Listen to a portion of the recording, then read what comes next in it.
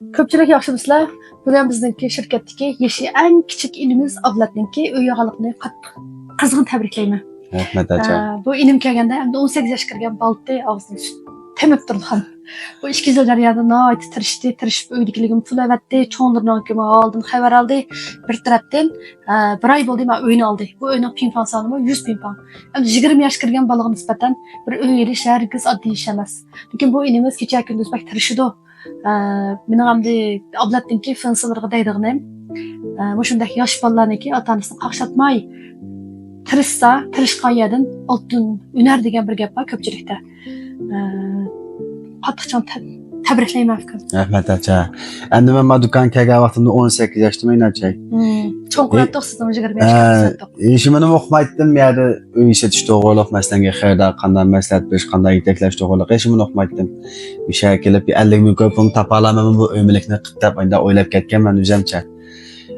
Dastlabda buzib tashlab, buzib xajlab chashqan bo'ldim pullarimni. Undan keyin ham ma'lum yo'lamada deb oqqarni farqlantirishni yugurtib deganday yaxshi yetaklabdan hozir uyda meni elib oldim. Xali ishlarimni qilib oldim, ish qilib o'sha 2 yil jarayonida endi o'zim bilan taqdimlik aloqalar hozirmi ishgalda ota-onasini pulini xajlab yutamdi. Men mishada 3 yil vaqtda chiqqali uning oldi bilan keldi ishlagan maya kelish haqida. Ve pul tapamay gelip meyada bir üzemdeki arzu armaları yettim. Çoğumuz öyle aldım hem de 20 yaşımda kalğanımda. Şofusuna xeli pul tuldum kaça? Şofusuna 180 bin koydunuz bu. Hem de kalğanım hem de deyken kalğan bolsam mı? 2-3 yılın içinde qayta ötüp onun deki xotun alamam endi. Bundan da 20 yaş kirgan baldinki 180 bin koydak oynan şofusu tutuldu. Anan dekin kalğan resmet yaxlırıga onu bunun koşup bir 10 bin koydak tutuldu. Ben pek hoş yok ettim. Bunun da küçük balınki ota-onasının yardımsız onda 200 bin koydak pul dep öy edişimi herkes bir asan iş emas. Şoma barlıq arkadaşlarına sanılı bunun dikken hem de öy atqalı davamlıq kelsanlı budu. Hemen bir şeyini çıkartmayın davamlıq işletme. Anan dikken aça ilk günü ben 100 bin çıkargan elaqı siz ukamında bir doyunuzgu tevşik qıp qanıdınızgu.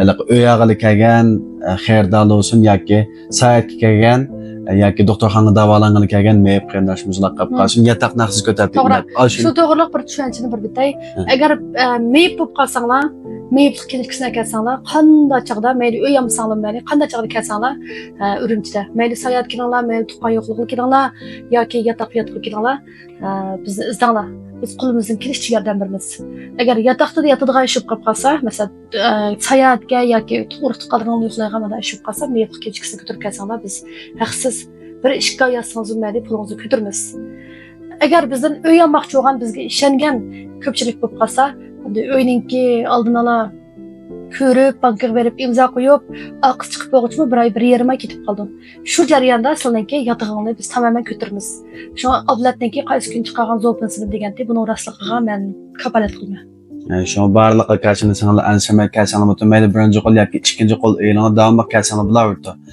Undan keyin shu meyib kinishkisi va qarindoshlarimiz qo'rqmay kelsanlar bo'lardi. Barliq chiqimni ochamiz sugatdi. Undan keyin bizim atrofda bundan boshqa 7-8 tal shirkatimiz bor. 2-3 tal judiyalama bor. Shuni qo'rqmay kelsanlar bo'lardi. Answer me. Şu barlıq arkadaşlarına sanılı öy atqalı 132 09 95 44 44 degan nomerimni qo'shib bo'lardi. Qo'rqmay Ablatni izdanglar.